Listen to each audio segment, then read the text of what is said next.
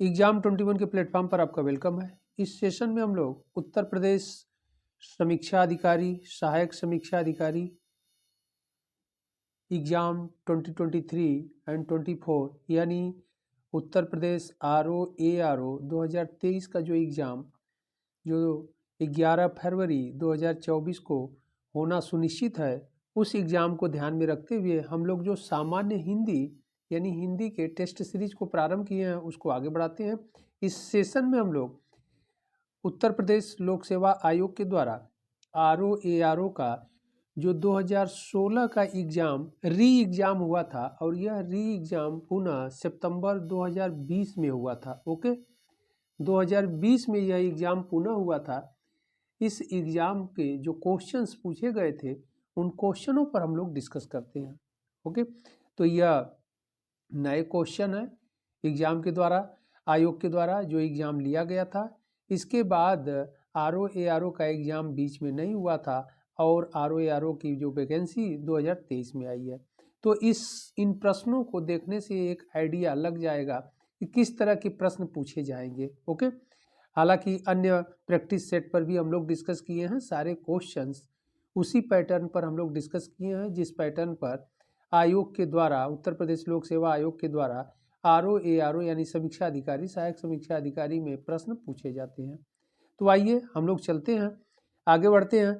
और यहाँ पर यह बुकलेट सीरीज बी है, सामान्य हिंदी, और समय 1 घंटे मिलता है, पूर्णांक 60 नंबर का होता है और कुल 60 प्रश्न भी करने होते हैं। ओके, 60 प्रश्न रहते हैं, 60 नंबर के होते हैं और 60 मिनट समय रहता है।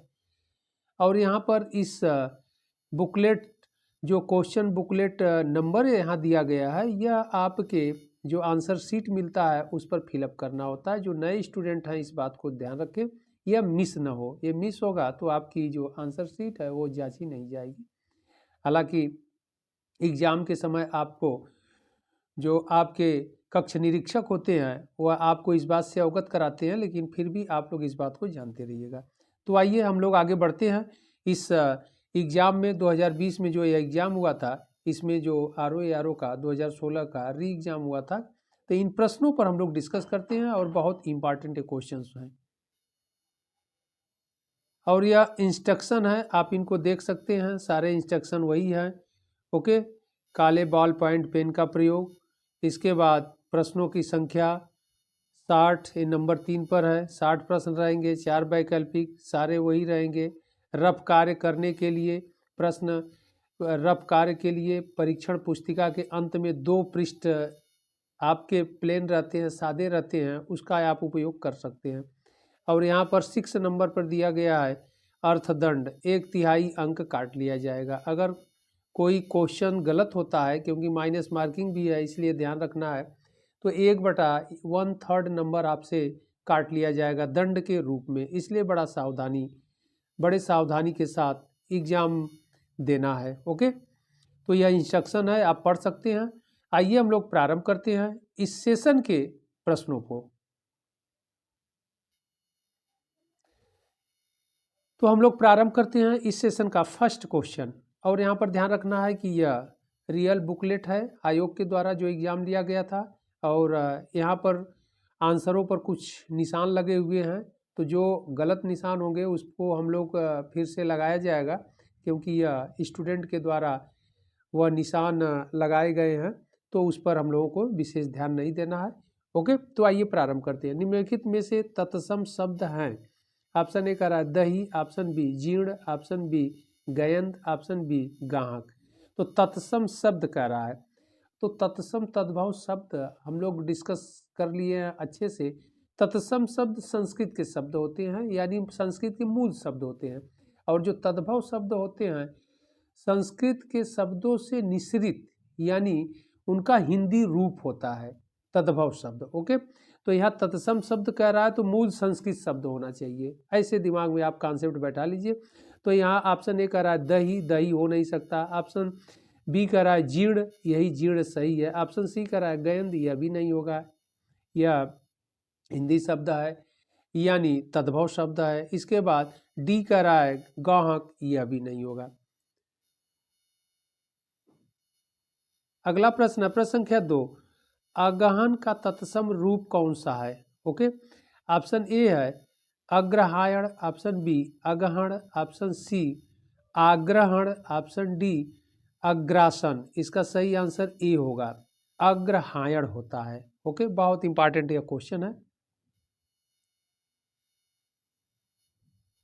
अगला प्रश्न प्रश्न संख्या 3, निम्नलिखित में से तद्भव शब्द, अब यहाँ पर तद्भव शब्द को चुनना है। ओके, तद्भव शब्द है, ऑप्शन ए का रहा है चतुर्दश, ऑप्शन बी चतुर्थ, ऑप्शन सी 14, ऑप्शन डी चत्वारी। इसका सही आंसर सी होगा, 14। अगला प्रश्न है प्रश्न संख्या 4, अभ्यांतर का तद्भव शब्द है, ऑप्शन ए अंदर, ऑप्शन बी भीतर, ऑप्शन सी बाहर, ऑप्शन डी गहरा। तो अभ्यांतर का जो तद्भव शब्द होता है वह भीतर होता है, शुद्ध शब्द भीतर होता है। अब यहाँ कंफ्यूजन क्रिएट करने के लिए आयोग द्वारा अंदर भी दे दिया है, भीतर भी दे दिया है। अंदर और भीतर दोनों पर्यायवाची शब्द दिख रहे हैं, लेकिन अभ्यांतर का जो एग्जैक्ट शब्द होता है वह भीतर होता है। ओके, तद्भव शब्द जो होता है वह भीतर से होता है, यानी भीतरी भाग से होता है। इसलिए अंदर भी दे करके आयोग द्वारा इसे स्टूडेंट को कंफ्यूज करने का प्रयास किया गया। तो आप लोग अच्छी तरह से जानते रहिएगा, अभ्यांतर का तद्भव भीतर होता है। अगला प्रश्न प्रश्न संख्या 5, करपट का तद्भव है, ऑप्शन ए कपट, option B carpet, option C कपूर, ऑप्शन डी कपड़ा। इसका सही आंसर डी होगा, कपड़ा।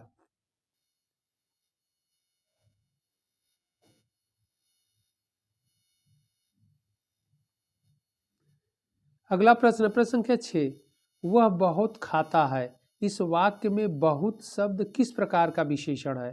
तो बहुत इंपॉर्टेंट क्वेश्चन है। कह रहा है कि इस वाक्य में बहुत शब्द किस प्रकार का विशेषण है। तो यहाँ पर हम लोग इसके डिफिनीशन में भी डिस्कस कर चुके हैं, वो वीडियो इस पर हम लोग विशेष से विशेषण प्रविशेषण के डिफिनीशन पर एक लेक्चर का वीडियो भी है, आप लोग उसको अवश्य देख लीजिएगा, और डिस्क्रिप्शन में जा करके लिंक आपको मिल जाएगा। तो वह बहुत खाता है, इस वाक्य में बहुत शब्द किस प्रकार का विशेषण है? ऑप्शन ए कह रहा है निश्चित परिणाम वाचक विशेषण, ऑप्शन बी निश्चित संख्या वाचक विशेषण, ऑप्शन सी तुलनात्मक विशेषण, ऑप्शन डी कह रहा है अनिश्चित परिणाम वाचक विशेषण। इसका सही आंसर डी होगा, अनिश्चित परिणाम वाचक, क्योंकि बहुत शब्द है, लिमिट नहीं दे रहा है, बहुत दे रहा है, इसलिए अनिश्चित है।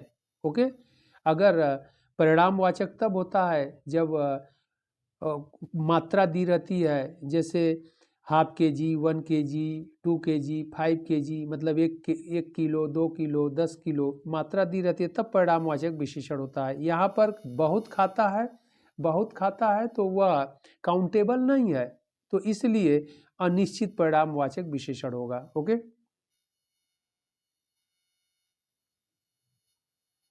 अगला प्रश्न प्रश्न संख्या 7, निम्नलिखित वाक्यों में से वह चुनिए जिसमें गुणवाचक विशेषण का प्रयोग किया गया है।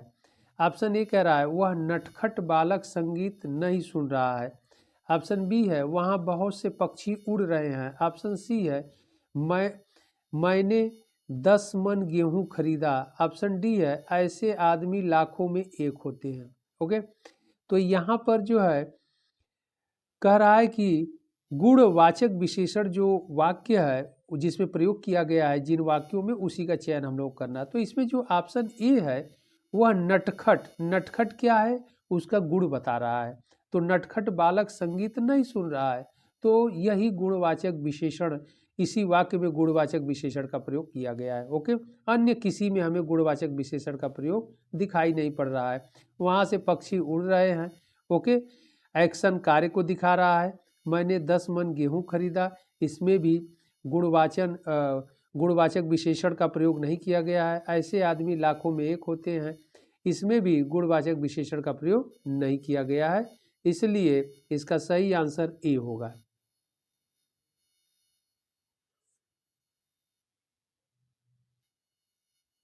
अगला प्रश्न प्रश्न संख्या 8, सतीश चंचल बालक है, इस वाक्य में चंचल शब्द है। ऑप्शन ए विधेय विशेषण, ऑप्शन बी गुणवाचक विशेषण, ऑप्शन सी सार्वनामिक विशेषण, ऑप्शन डी प्रविशेषण।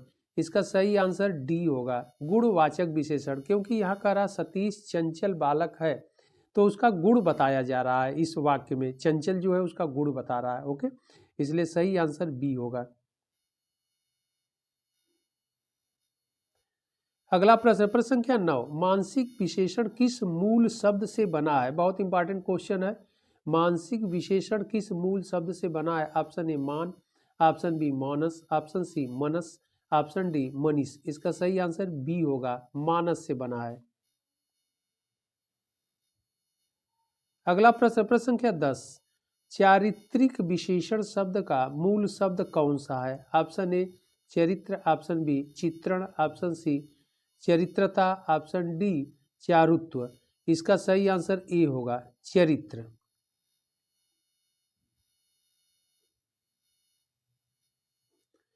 अगला प्रश्न, प्रश्न संख्या 11, कह रहा है मीमांसा का सही पर्यायवाची शब्द है। मीमांसा का सही पर्यायवाची शब्द क्या होगा? ऑप्शन ए स्वरूप, ऑप्शन बी है सुविज्ञता, ऑप्शन सी समालोचन, ऑप्शन डी निष्क्रिय। इसका सही आंसर सी होगा, समालोचन। अगला प्रश्न, प्रश्न संख्या 12, बिजली का पर्यायवाची शब्द है। ऑप्शन ए चमक, ऑप्शन बी सौदामिनी, ऑप्शन सी प्रकाश, ऑप्शन डी इनमें से कोई नहीं। इसका सही आंसर बी होगा, सौदामिनी। बहुत इंपॉर्टेंट है, कई बार एग्जाम में पूछा गया है आयोग के द्वारा। ओके, इस प्रश्न पर ध्यान रखिएगा आप लोग।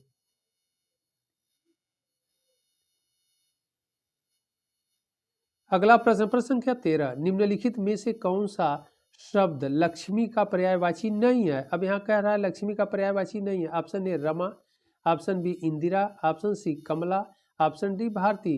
तो इंदिरा जो है लक्ष्मी का पर्यायवाची नहीं है, जबकि रमा, कमला, भारती यह लक्ष्मी का पर्यायवाची है।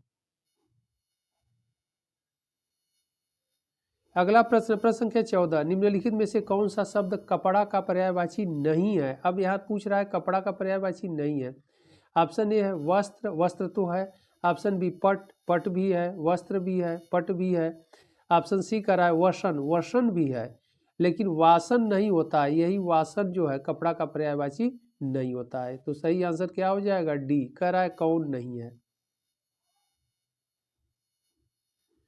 अगला प्रश्न, प्रश्न संख्या 15, निम्नलिखित में से कौन सा शब्द मेघ का पर्यायवाची नहीं है? मेघ का पर्यायवाची नहीं है। ऑप्शन ए कह रहा है पयोधर, पयोधर मेघ का पर्यायवाची है। ऑप्शन बी कह रहा है जलधर, जलधर भी मेघ का पर्यायवाची है। ऑप्शन सी वारीधर, यह भी जल का पर्यायवाची है। ऑप्शन डी दामोदर, यह नहीं है। ओके, तो इसमें क्या होगा? कह रहा है नहीं है, तो इसमें डी नहीं होगा।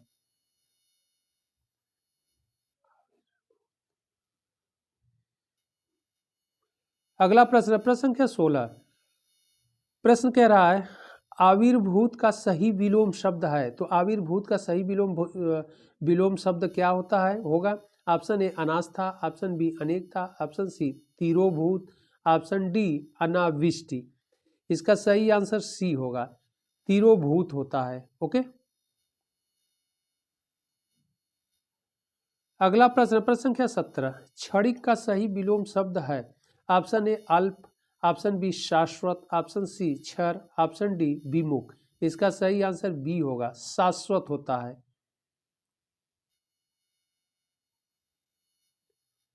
अगला प्रश्न है, प्रश्न संख्या 18, अग्रज का विलोम शब्द है। ऑप्शन ए अक्षत, ऑप्शन बी अतुल, ऑप्शन डी ऑप्शन सी अनुज, ऑप्शन डी अटल। इसका सही आंसर सी होगा, अग्रज का अनुज होता है। ओके,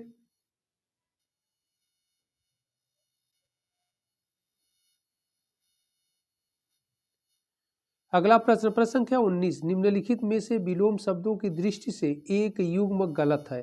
एक युग्म गलत है, उसे हम लोगों को चयन करना है। वह है ऑप्शन ए मौन, मुखर, ऑप्शन बी, और यह विलोम शब्दों का है। प्रश्न को एक बार फिर हम लोग देख लेते हैं। निम्नलिखित में से विलोम शब्दों की दृष्टि से एक युग्म गलत है, वह है ऑप्शन ए मौन, मुखर। ऑप्शन बी कह रहा है यह तो मौन, मुखर, यह सही है। ऑप्शन बी कह रहा है शानदार, शर्मनाक, यह भी सही है। ऑप्शन सी है बर्बर, सभ्य, यह भी सही है, क्योंकि सभ्य का बर्बर होता है, बर्बर का सभ्य होता है विलोम शब्द। ऑप्शन डी करा अनुचर का परिचर यह नहीं है, एक गलत है। ओके, इसका सही आंसर क्या होगा, डी होगा। अगला प्रश्न, प्रश्न संख्या 20, विलोम शब्दों की दृष्टि से इनमें एक युग्म गलत है, वह है ऑप्शन ए अमित परिमित। हमें गलत युग्म का चुनाव करना है। ओके, और विलोम शब्दों में, प्रश्न को एक बार फिर हम लोग देख लेते हैं। विलोम शब्दों की दृष्टि से इनमें एक युग्म गलत है, वह है ऑप्शन ए कह रहा है अमित परिमित, यह तो सही है। ऑप्शन बी कह रहा है सत्कार तिरस्कार, यह भी सही है। ऑप्शन सी कह रहा है आच्छादित परिच्छन्न, यही गलत है। ओके, आच्छादित नहीं होता है, अनाच्छादित होता है, इसलिए यह गलत है। ऑप्शन डी कह रहा है सुख दुख, यह भी सही है। तो इसका कह रहा है एक युग्म गलत है, तो यहाँ पर सी जो है गलत है। यहाँ पर ध्यान रखना है कि शब्द विलोम में भी जो शब्दों की वर्तनीय अशुद्धियां हैं उसका भी प्रयोग करके क्वेश्चंस को गलत करा रहा है आयोग। ओके, तो इसको भी ध्यान देना पड़ेगा। अगला प्रश्न, प्रश्न संख्या 21, क्वेश्चन नंबर 21, वर्तनी की दृष्टि से शुद्ध शब्द है, शुद्ध शब्द कौन सा है? ऑप्शन ए है चिन्ह, ऑप्शन बी विवर्त, ऑप्शन सी अनुग्रहित, ऑप्शन डी विरहणी। तो कह रहा है शुद्ध शब्द, इसका सही आंसर बी होगा विवर्त। और विवर्त का अर्थ होता है घूमना। ओके, देखिए यहाँ अनुग्रहित दिया गया है, अनुग्रहित, तो यह गलत है। अनुगृहित होता है, ग के नीचे जो र होता है ऐसे होता है, तब हित होता है। ओके, अनुग्रहित, इसलिए यह गलत है। ओके, और अनुग्रहित भी एग्जाम में बार बार पूछा जाता है, तो उसको भी आप लोगों को ध्यान रखना है। अगला प्रश्न है प्रश्न संख्या 22, शुद्ध वर्तनी वाले शब्द का चयन करें। ऑप्शन ए कर रहा है ज्योतिषिना, ऑप्शन बी ज्योत्सना, ऑप्शन सी ज्योत्सना, ऑप्शन डी ज्योत्सना। इसका सही आंसर डी होगा, क्योंकि इसमें आधा त और आधा स होता है। ओके, तब न होता है लास्ट में। इस दृष्टि से, वर्तनी की दृष्टि से शुद्ध डी है, ज्योत्सना।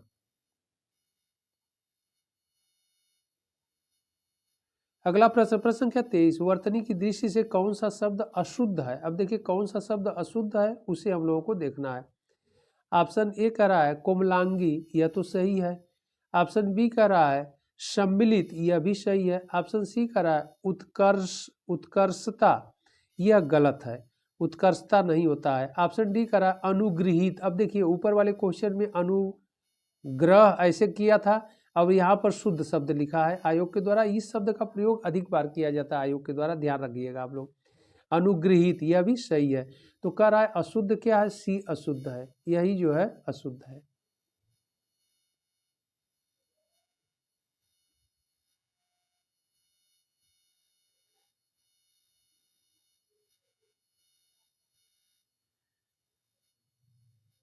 अगला प्रश्न, प्रश्न संख्या 24, क्वेश्चन कर रहा है निम्नलिखित में से एक शुद्ध वाक्य है। तो जो शुद्ध वाक्य है उसका हम लोगों को चयन करना है। कह रहा है प्रत्येक विद्यार्थी को चाहिए कि वह हिंदी की अनेक पुस्तकें पढ़े।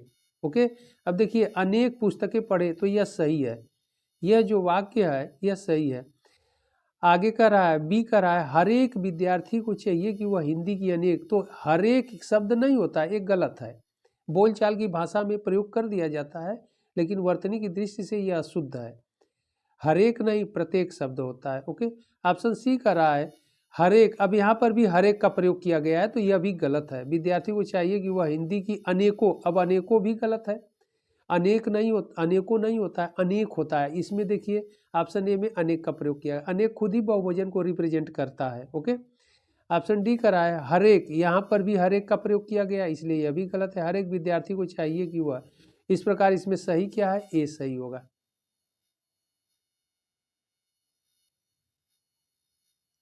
अगला प्रश्न, प्रश्न संख्या 25, क्वेश्चन नंबर 25, निम्नलिखित में से एक वाक्य अशुद्ध है। अब एक वाक्य अशुद्ध है, उस अशुद्ध वाक्य का हम लोगों को चयन करना है। ऑप्शन ए कह रहा है मोहन गेहूं पिसवाने चक्की पर गया है। ओके, ऑप्शन बी कह रहा है निर्दय व्यक्ति से मित्रता नहीं करनी चाहिए। ऑप्शन सी है उसके घर के पास एक मिठाई की दुकान है। ओके, ऑप्शन डी कह रहा है उपर्युक्त कथन असत्य है। तो यहाँ पर ध्यान रखना है कि ऑप्शन ए कह रहा है मोहन गेहूं पिसवाने चक्की पर गया, यह सही है। ऑप्शन बी कह रहा है निर्दय व्यक्ति से मित्रता नहीं करनी चाहिए, यह भी सही है। ऑप्शन सी कह रहा है उसके घर के पास एक मिठाई की दुकान है, एक शब्द नहीं रहेगा, यह अशुद्ध है। उसके घर के पास मिठाई की दुकान है, ओके, इसलिए इसमें अशुद्ध वाक्य क्या होगा, कह रहा है एक वाक्य अशुद्ध है, वह है सी, ओके।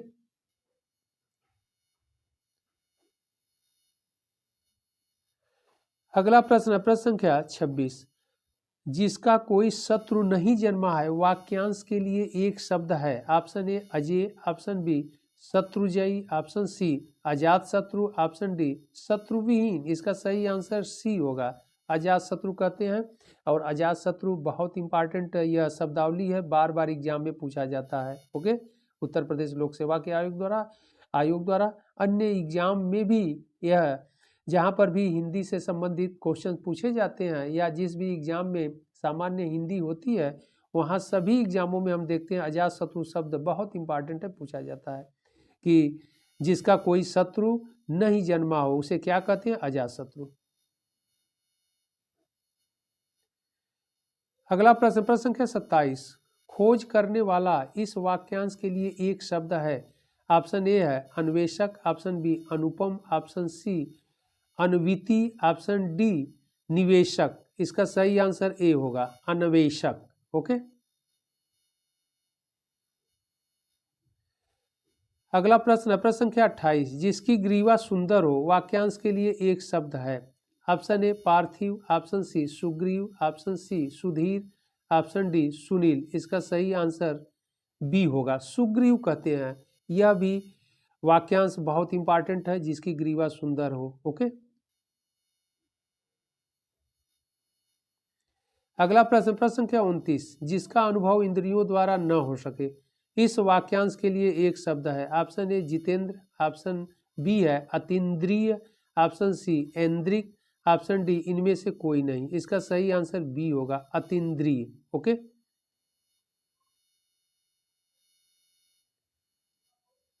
अगला प्रश्न प्रश्न संख्या 30, वाक्यांशों और उसके लिए प्रयुक्त शब्दों के लिए निम्नलिखित युग्मों में सही युग्म का चयन कीजिए। तो सही युग्म का चयन करना है हम लोगों को, ओके। ऑप्शन ए कह रहा है जो स्त्री अभिनय करे, अभिनेता नहीं, ये गलत है, अभिनेत्री होता है, अभिनेता नहीं होता है। कह रहा है सही युग्म का चयन करना है। अभिनेता पुरुष को बोला जाता है, यानी जो नायक होता है, ओके, या जिसे इंग्लिश में हीरो बोलते हैं, तो उसे एक्टर या अभिनेता कहते हैं। ऑप्शन बी कह रहा है जो व्याकरण जानता हो, व्याकरणिक नहीं, व्याकरणिक कहते हैं, व्याकरणिक, ओके। तो आप ये भी गलत हो गया। ऑप्शन सी कह रहा है आंखों से परे, आंखों से परे प्रत्यक्ष नहीं होता है, जो आंखों से परे हो, जो दिखाई न दे, ओके, अप्रत्यक्ष होता है, प्रत्यक्ष नहीं होगा। ऑप्शन डी कह रहा है लौट कर आया हुआ प्रत्यागत, यह सही है।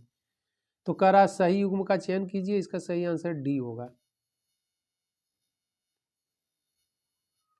अगला प्रश्न प्रश्न संख्या 31, क्वेश्चन नंबर 31, परिवा का तत्सम रूप है। ऑप्शन ए परवा, ऑप्शन बी परेवा, ऑप्शन सी प्रतिपदा, ऑप्शन डी जो है परिवा। इसका सही आंसर सी होगा, ओके, प्रतिपदा। अगला प्रश्न प्रश्न संख्या 32, निम्नलिखित में तत्सम शब्द है।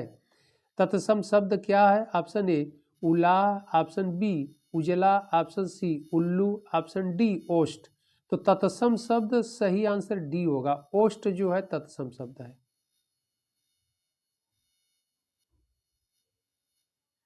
अगला प्रश्न प्रश्न संख्या 33, क्वेश्चन नंबर 33, निम्नलिखित तत्सम तद्भव शब्दों का संगत युग्म है।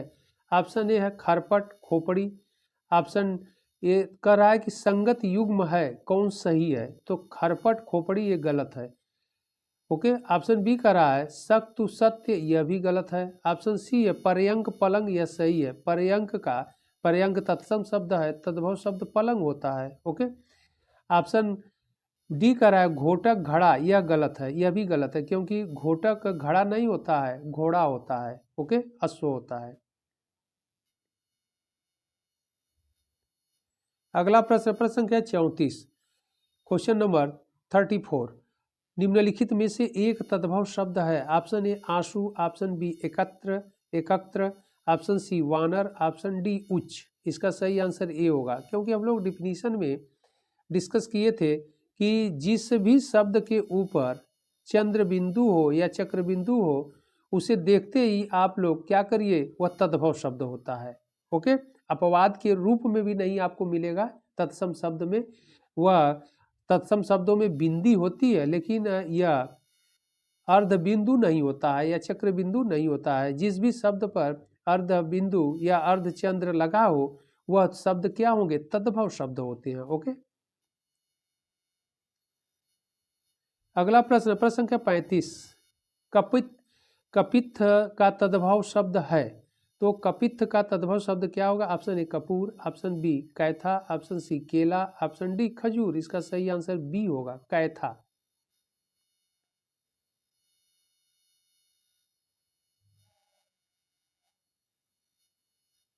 अगला प्रश्न, प्रश्न संख्या 36, क्वेश्चन नंबर 36। निम्नलिखित शब्दों में से कौन सा शब्द गुणवाचक विशेषण है? अब यहाँ पर गुणवाचक विशेषण हम लोगों को देखना है। ओके, ऑप्शन ए है उचित, ऑप्शन बी पांचवा, ऑप्शन सी कुछ, ऑप्शन डी तीन। ओके, इसका सही आंसर क्या होगा? गुणवाचक विशेषण के अंतर्गत शब्द उचित आएगा। ओके, आयोग भी इसी को आंसर सही माना है। ओके,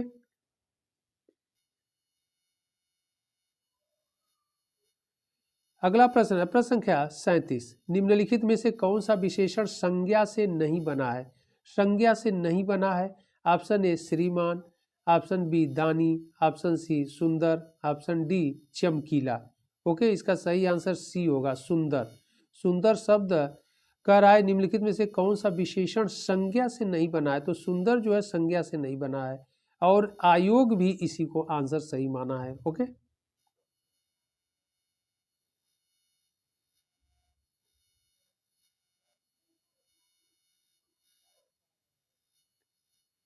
अगला प्रश्न, प्रश्न संख्या 38, क्वेश्चन नंबर 38। निम्नलिखित में से किस वाक्य में उत्तमा अवस्था गुणवाचक विशेषण विशेष्य का प्रयोग किया गया है? यानी उत्तमा अवस्था, ध्यान रखना है, उत्तमा अवस्था गुणवाचक विशेषण विशेष्य का प्रयोग किया गया है। ऑप्शन ए परमानंद कक्षा में सबसे होशियार छात्र है। ऑप्शन बी कह रहा है मोहन ने इस दुकान से 1 किलो टमाटर खरीदा। ऑप्शन सी है इस पौधे में इतना पानी मत डालो। ऑप्शन डी है विजय पहलवान एक दिन में 4 लीटर दूध पीता है। तो इसका सही आंसर ए होगा, परमानंद कक्षा में सबसे होशियार छात्र है। ओके, तो इसी में क्या है, उत्तमा अवस्था का सबसे होशियार, देखिए तो कह रहा है उत्तम अवस्था गुणवाचक विशेषण विशेष का प्रयोग तो इसी में किया गया है कि परमानंद कक्षा में सबसे होशियार छात्र है। ओके, और किसी वाक्य में नहीं किया गया है।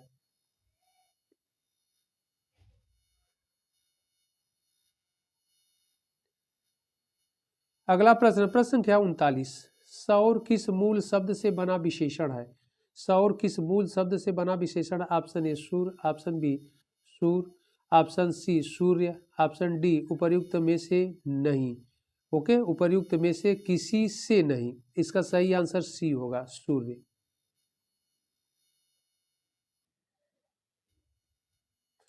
अगला प्रश्न, प्रश्न संख्या 40। निम्नलिखित में से कौन सा शब्द विशेषण है? ऑप्शन ए कह रहा है आग, ऑप्शन बी आग्नेय, ऑप्शन सी अगिन, ऑप्शन डी उपर्युक्त में से कोई नहीं। इसका सही आंसर बी होगा। ओके, कह रहा है कि कौन सा शब्द विशेषण है, तो आग्नेय शब्द विशेषण है, आयोग भी इसी को माना है।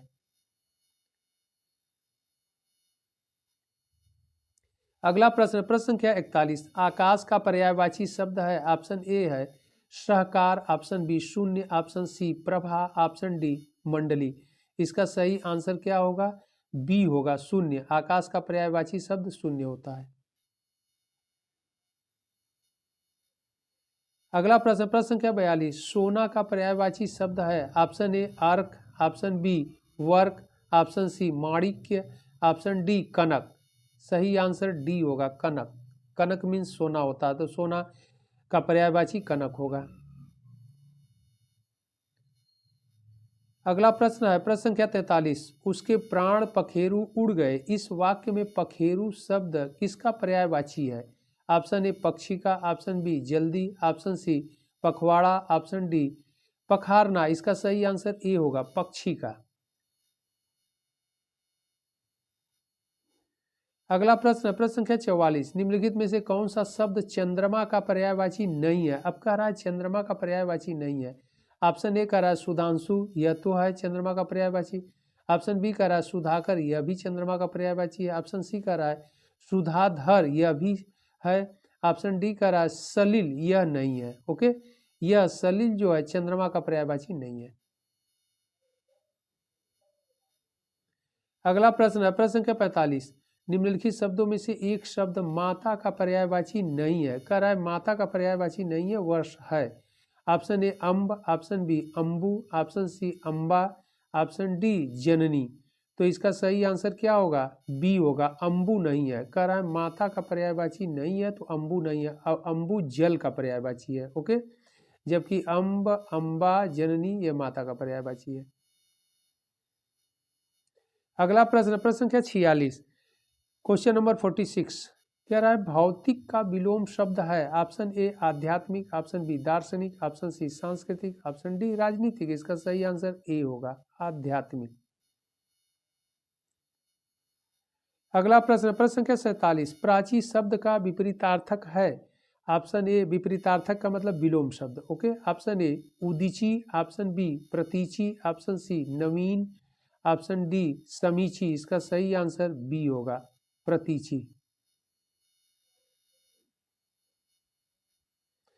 अगला प्रश्न, प्रश्न संख्या 48, समष्टि का विलोम शब्द है। ऑप्शन ए विशिष्ट, ऑप्शन बी व्यष्टि, ऑप्शन सी अशिष्ट, ऑप्शन डी अपुष्टि। इसका सही आंसर बी होगा, व्यष्टि।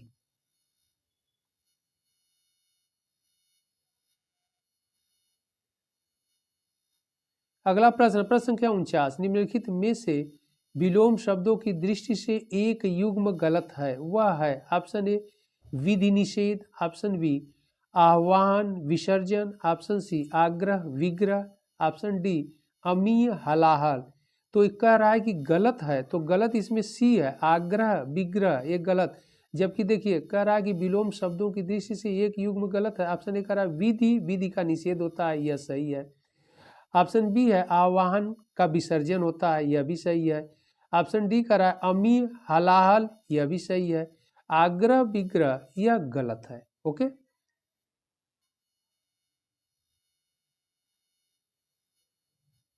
अगला प्रश्न, प्रश्न संख्या 50, विलोम शब्द की दृष्टि से इनमें सही युग्म है।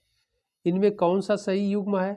ऑप्शन ए कह रहा है आकीर्ण विकीर्ण, ऑप्शन बी है इप्सित अभिप्सित, ऑप्शन सी है आदृत निरादृत, ऑप्शन डी है दोष सदोष।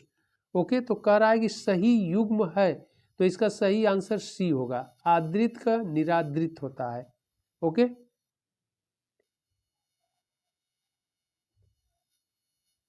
अगला प्रश्न, प्रश्न संख्या 51, शुद्ध वर्तनी वाले शब्द का चयन करें। ऑप्शन ए है दय दीप्यमान, ऑप्शन बी है दे दीपमान, ऑप्शन सी है दय दीपमान, ऑप्शन डी है दे दीप्यमान। तो यहाँ पर ए भी दय दीप्यमान, यह भी लगभग वर्तनी की दृष्टि से सही है, और दे दीप्यमान भी, तो आयोग ने डी को माना दे दीप्यमान को। ओके, कि वर्तनी की दृष्टि से शुद्ध है। अगला प्रश्न, प्रश्न संख्या 52, निम्नलिखित में से अशुद्ध वर्तनी वाला शब्द है। अशुद्ध वर्तनी वाला शब्द कौन सा? ऑप्शन ए कह रहा है कौतूहल, यह तो शुद्ध है, सही है। ऑप्शन बी कह रहा है अनधिकार, अनधिकार, यह भी सही है। ऑप्शन सी है निरपेक्ष, यह भी सही है। ऑप्शन डी है पौराणिक, यह गलत है। ओके, पौराणिक जो है गलत है, ड़ पर जो है छोटी की मात्रा होती है, इसलिए यह गलत है। अगला प्रश्न, प्रश्न संख्या 53, क्वेश्चन नंबर 53, निम्नलिखित वाक्यों में शुद्ध वाक्य है। शुद्ध वाक्य का चयन हम लोग करना है। ओके, ऑप्शन ए कह रहा है मुझसे यह काम संभव नहीं हो सकता, यह तो गलत है, मुझसे यह काम संभव नहीं हो सकता। ओके, ऑप्शन कर बी कह रहा है वह बिल्कुल भी है, बात नहीं करना चाहता। तो बिल्कुल और भी दोनों पर्यायवाची शब्द के रूप में आ जाते हैं। ओके, बिल्कुल बात नहीं करना, यह भी नहीं होगा। ऑप्शन सी कह रहा है यह कविता अनेक भाव प्रकट करती है, यह सही है। इसका सही आंसर सी होगा। ओके, इन दोनों में यही अंतर है। ओके, यह भी गलत है।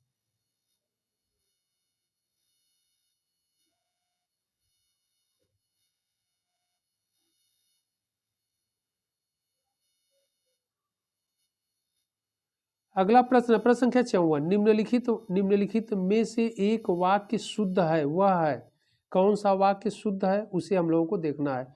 ऑप्शन ए कह रहा है इसके बावजूद भी हमें हिंदी लिखने में बहुत भूल हो जाती है। ओके, ऑप्शन बी कह रहा है इसके बावजूद भी हमसे हिंदी लिखने में बहुत भूलें हो जाती है। ऑप्शन सी है इसके बावजूद भी हम लोगों से हिंदी लिखने में बहुत भूल हो जाती है।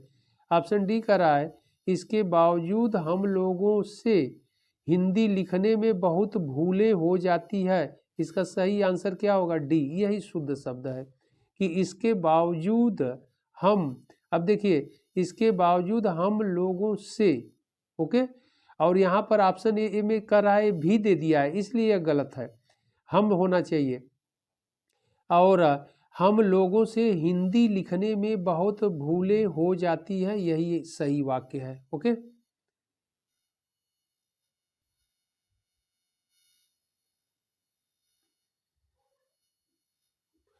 अगला प्रश्न है प्रश्न संख्या 55, अशुद्ध वाक्य का चयन कीजिए। ऑप्शन ए कह रहा है पुलिस द्वारा डाकुओं का पीछा किया गया। ऑप्शन अशुद्ध वाक्य का चयन करना कह रहा है।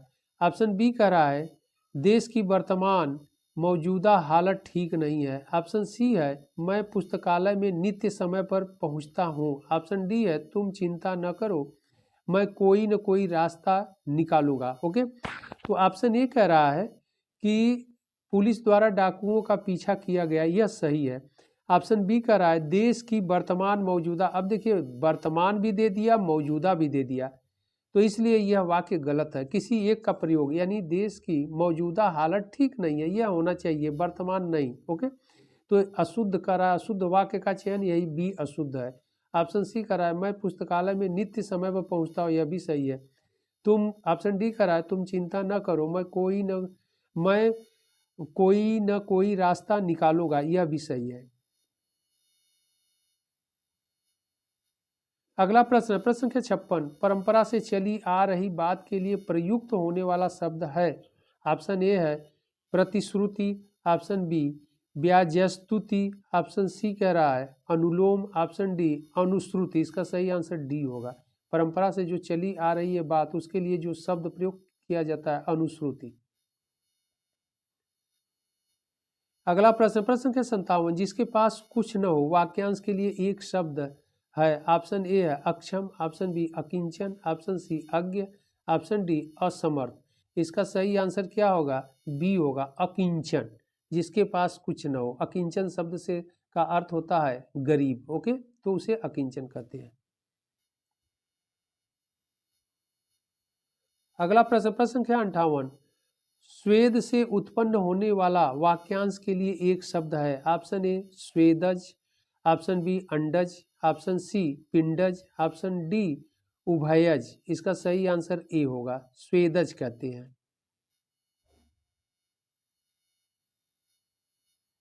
अगला प्रश्न, प्रश्न संख्या 59, अपरिणित शब्द निम्नलिखित में से किस वाक्यांश के लिए प्रयुक्त होता है? ऑप्शन ए है जिसका परिणाम न निकला हो, ऑप्शन बी जिसका विवाह न हुआ हो, ऑप्शन सी जिसका विवाह हो चुका हो, ऑप्शन डी जो देखने में प्रीतिकर न हो। इसका सही आंसर बी होगा, जिसका विवाह न हुआ उसके लिए अपरिणित शब्द का प्रयोग किया जाता है।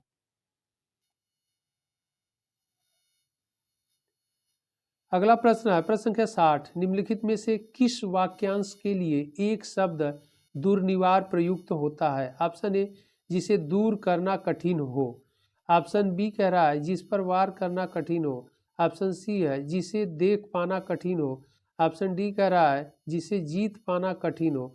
इसका सही आंसर ए होगा, जिसे दूर करना कठिन हो। ओके, उसे दुर्निवार कहते हैं। तो यह इस सेशन का लास्ट क्वेश्चन था और यह क्वेश्चंस सारे बहुत इंपॉर्टेंट हैं आयोग के द्वारा। इन प्रश्नों में से कुछ न कुछ क्वेश्चंस आपके रिपीट किए जाएंगे और इसी तरह के क्वेश्चंस आयोग के द्वारा पूछा जाएगा। फिर हम लोग इंपॉर्टेंट प्रश्नों की श्रृंखला के साथ अगले सेशन में मिलते हैं।